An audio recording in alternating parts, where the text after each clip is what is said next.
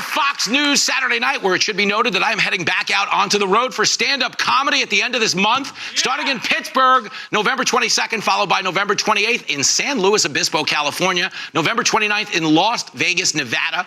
Tickets for all my upcoming shows available at foxacrossamerica.com. And I'm going to tell you right now, crowd, the California show's going to be a little tricky. That state has gotten so politically correct. You're not allowed to call someone a loser anymore in California. You have to call them Governor Newsom.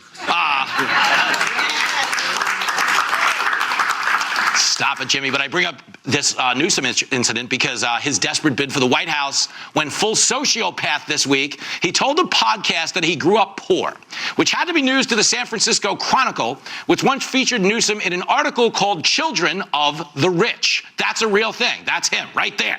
But never let the facts get in the way of a desperate attempt to seem relatable. Here's Gavin Newsom's origin story about the struggle. Watch this. It was also about paying the bills, man. And it was just like hustling. Mm-hmm. And so I was out there kind of raising myself, turning on the TV, started, just getting obsessed, sitting there with the Wonder Bread and 5 stacks of, it's like the White Stack 5 story. Come on. Macaroni and cheese. Yeah, it wasn't easy growing up with a dad who was the personal attorney for the billionaire Getty family. That had to be hard. I mean, just look at the stress on a young Gavin Newsom's face. Check him out. Not good. It's actually Kip from Napoleon Dynamite. Although Newsom is so desperate for minority support, he'll probably change his name to Pedro and start telling people to vote for Pedro next. Joining me now to discuss this shameless attempt for a Hollywood ending, say hello to Fox News superstar Kennedy and comedy bad girl Aaron Berg. Hot bang boom. Hot bang boom.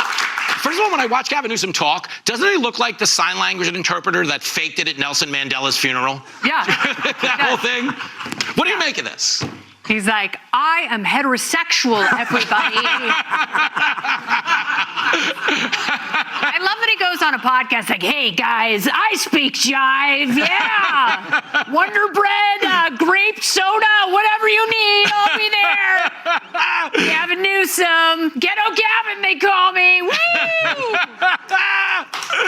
I just love it. They love it. The Texans love it. I'm surprised they clap for Newsom jokes because half the state moved there. Yeah. He's the reason. Did you see Jonathan Karl at ABC? Compared him to American Psycho. Do you guys know the movie American Psycho? Clap if you saw American Psycho. All right, so you know. Do you think he resembles that? Because his answer to this question, I'll show it to Kennedy and you can react to that. Watch Jonathan Karl ask him about this. Watch this. What do you make of all the Patrick Bateman talk? I don't know, but I mean, people say that you are like American Psycho. Yeah. Jesus, like I said, new scum. I mean, look, but even your friends say this. Oh, do they? I'm going to reevaluate my guest list. I mean, there was a comedian that said a literal comic book villain from Central Casting, Patrick Bateman vibes. He definitely had someone killed or may have killed someone himself. Yo! He said he definitely had someone killed. So that guy basically just called him Hillary Clinton. Do you think this locks up some of that support? Yeah, that made me wonder, was he on Jeffrey Epstein's list? Oh, God! I know, that's so dark and disgusting. I know, I don't know if it's true, but I think But he loves the Patrick Bateman reference. Yeah. For anyone else, that would be such an insult. Yeah. But he's like laughing in kind of a giddy way. Like when a sailor makes eye contact with me from across the bar, and I'm like, are you really looking at me? It's like, no, ma'am, you have some chives on your face. He's embarrassed for you. But yeah, Newsom, he eats it up. When you tell jokes about sailors, half the crowd laughs, the other half doesn't know if you're kidding or not. She's not kidding, you guys. She is not kidding.